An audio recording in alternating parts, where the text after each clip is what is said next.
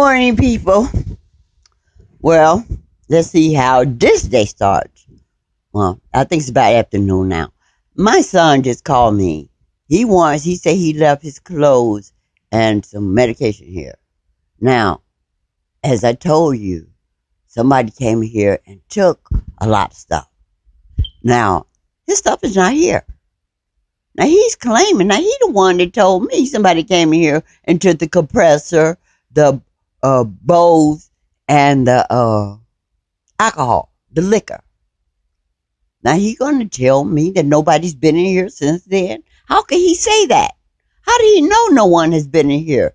If they can come in here and take my stuff, they can come in here and take his stuff too. How does my people know what's going on so much in my household? Really? Now, he's going to argue with me. He done called me twice. I told him I'm not going to let him in here.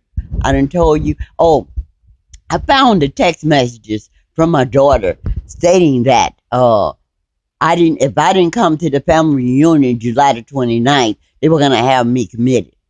Now, I posted those text messages from my daughter and from a friend of mine who's also a target individual who has her website, the so-called target individual, Jackie. Now, Jackie told me when I got those text messages from my daughter to beware that since they're involved with this harassment, they'll probably try to go ahead and have me committed. And the very next day, and I have those videos posted too, the police tried to come in here. I'm sitting in my living room. I think I was preparing some food. And this is how God works. And I tell you that over and over again. They can't do nothing unless God allow it. Usually I sit in my house with my front door unlocked and my back door unlocked. Because I don't worry about my safety. But I'm sitting in the living room and coincidentally, the door not turned. But it was locked. And that's a miracle within itself. Because I usually keep my doors unlocked. So I get my phone and I go to the door to see who's at the door. And behold, it's the police. So they were not even knock on the door. So since they watch me all the time, they knew my door would be unlocked. So they gonna turn the lock and come in and take me. But God didn't allow that. So they're gonna say, well, Miss Jones, your family called us and told us that we need a well-being check. Open the door. And I said, no. I said, no. Now, my daughter had just sent me the text message saying that if I didn't come to the picnic, it was my choice. Either I come to the picnic or they have me committed. Because I look sick and I don't look well. But if that's the case, if I don't look well and I look sick, why would you just not take me to the doctor? Why would you want to make me come to a family reunion instead of taking me to a hospital? But as she said, the choice was mine. Either I come to the picnic. Now, since I had heard something that they had said in the store previously that night before, I told my family that I had a court date. But in the text message, my daughter and them saying that nothing is more important than the family reunion. Not even the court date. Really. So, I knew that they had their own agenda, why they wanted me at that family reunion. And then even if I didn't have a court date, why could I not keep my court date? Why was it that important? And I mean, they constantly called me the days before.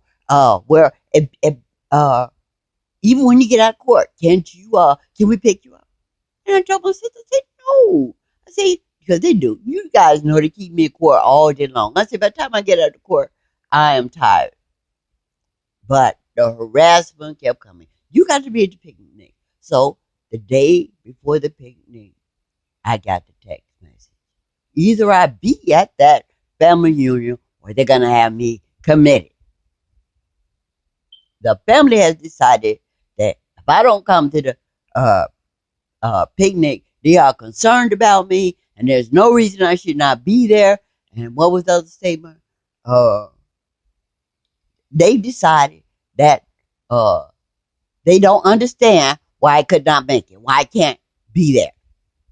So if I can't post it, because they got me blocked from posting those text messages on the on YouTube, but I have posted them on Google Plus and on my site on Spaces on Pearline's Blessing. They are posted there, and you can look at those videos, those uh text messages for yourself, and you can see that Jackie told me. She said, "Well, Pearl," she said, "stay away from them.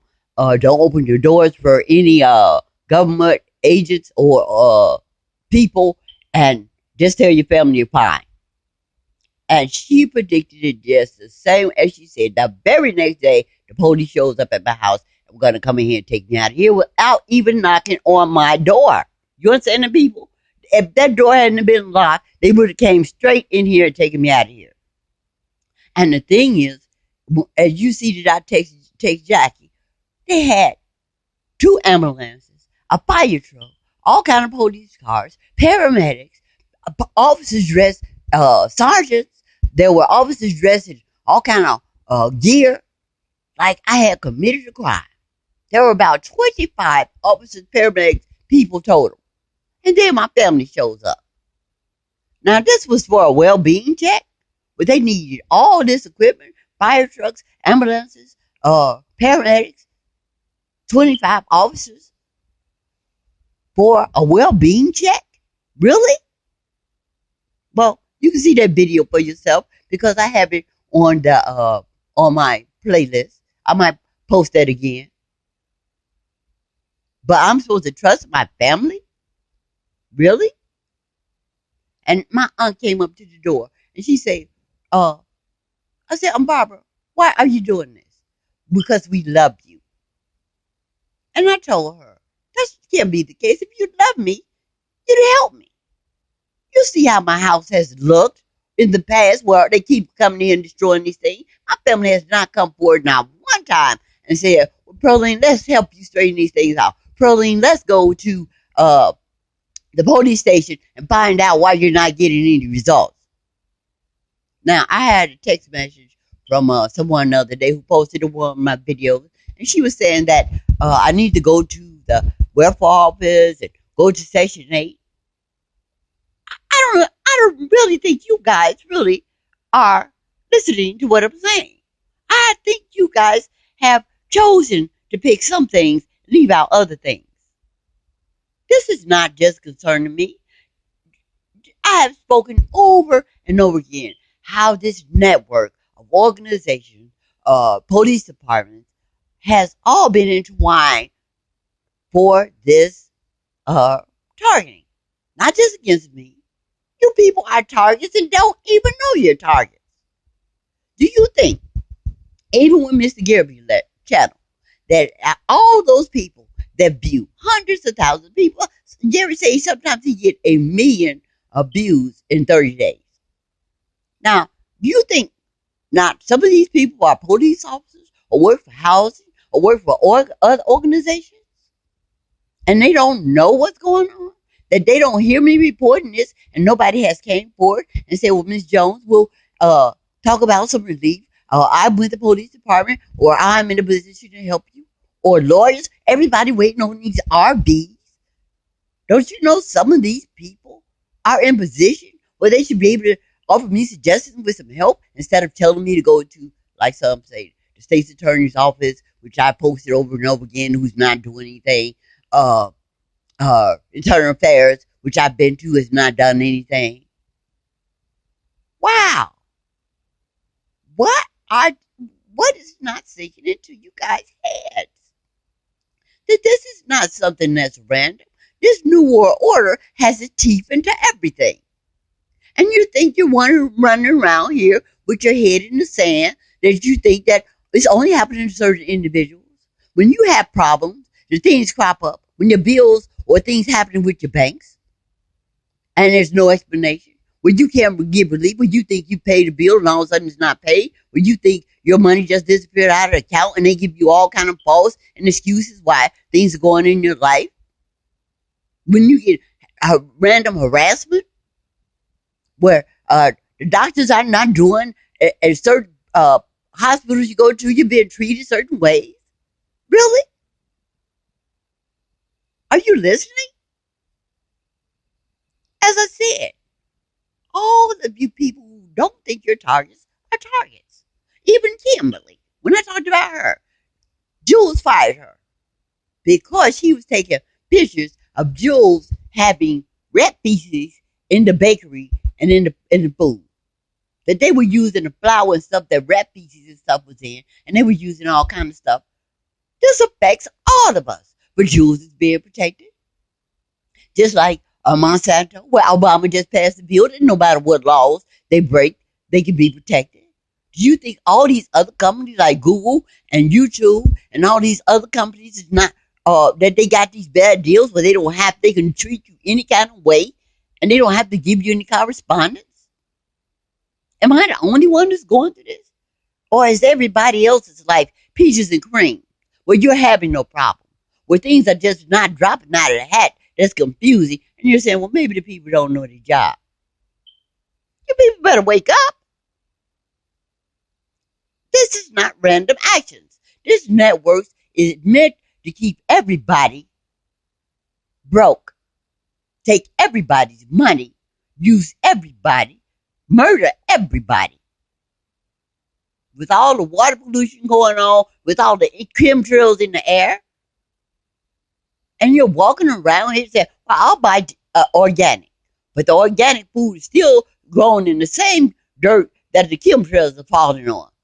So whatever I eat is just as bad as whatever you eat is just as bad as what I eat, because we still have the contaminations of the GMOs, the chemtrails, the bad water. So when you think the problem is just mine, you're delusional.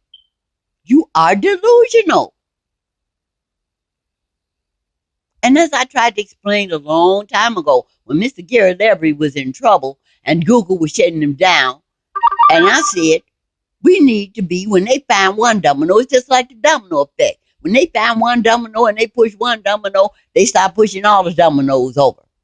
And I said then, in order to help Gary, we need to stand up. But nobody was listening to that. Even then, when I said to somebody, let's make a statement to Google and YouTube about messing with Gary, I still didn't hear from anybody. And y'all claim you love Gary, but still nobody stood out and tried to contact Google or YouTube to get his money back. Did you? What's wrong with you people? Have we become a society where we're not concerned about anybody but ourselves?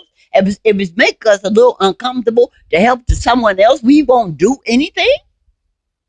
Or we just refuse to have empathy for anybody else's plight when they're having a problem? Of course, I got a comment from Karen S. today on what the officer did to me, how they protected Mr. Larrabee. And Miss Karen says that I'm a troublemaker and I'm paranoid. Well, you people better get paranoid. Now, notice Miss Karen has her face hid. She got her hat covered her eyes. She in the shadow and you can't see who she is. So, you people better wake up. You better get a little paranoid. You're going to be walking around here, not going to get that RV. You're going to be walking around here with your head in the sand, refusing to see anybody else's problem, not even looking at your own. Because you think them chemtrails are not affecting you. You think that bad water and that radiation is not affecting you, or it won't. What kind of dreamland are you living in? Now, keep walking around here, not reaching out for anybody. Because one thing I always knew, when you help your brother, you help yourself. And you guys have lost any kind of compassion on even helping yourself. So I know you're not reaching out to help your brother. And again, I had to mention Mr. Larrabee at the beginning because he's still using my videos to make money. Everybody's concerned with money. Well, you'll all stay on this planet. When something happens, you'll all be still running, seeking that dollar and won't have a thing to spend it on. Because it will not pay for your health because it'll be gone. It will not pay for food because there'll be no food or water to buy. So chasing them dollars to do what? To buy what with them? when you can't even reach out to a person who's not asking for money. Just to look at a plight that's not only affecting them, but affects you. Well, I'm going to, as I said, see can I get the text messages of my family who I've helped all my life, who I have sacrificed continually. But God says that it ain't the family down here. Blood doesn't make a family. It's the way you treat people that makes a family. And I know I'll see my heavenly brothers and sisters soon. Because these things down here, you can't possibly love your family and do the things you do. And you guys who uh really think your family got you, this is one important message. This is a tip. Watch out. If they seem not to understand what you're saying when you're going through your work time, and they seem to be hurting you instead of helping you, or doing their best not to find out what's going on with you, and they're not concerned enough to look into what's happening, and it's not in their heart, don't think, don't give them no excuses. Don't give them no excuses. God don't want us to settle for anything. He don't want us to be around people who mistreat us. It only hinders us from doing his work. And that's what he told me a long time ago. If your family keeps you from doing the job I want you to do, get rid of them. That's family and friends. If you're too concerned about them, trying to help them, and they're taking most of your time instead of doing the work that I want you to do, they got to go. Especially when they're not helping you. So release them things in your life. Release them trolls. Release them people. If they can't help you, what do you need it for? If they can't help you in now, do you think you could trust them in any other situation where it comes down to life or death? If you can't depend on them now, do you think really that you'll be able to depend on them in the future, that they'll change? No, they won't. Don't give them any excuses. Don't give them any excuses. I did that all my life with my family. Gave them all kind of excuses. And they've only gotten worse. My aunt told me, even though she gave me some good tips coming up, she told me a long time ago, if you keep letting them do the things they do, if they keep falling and you keep picking them up, they're going to keep falling. They're going to keep falling.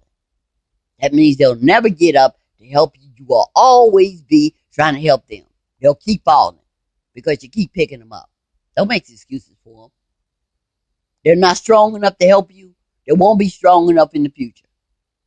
Let them go. That's only dead weight.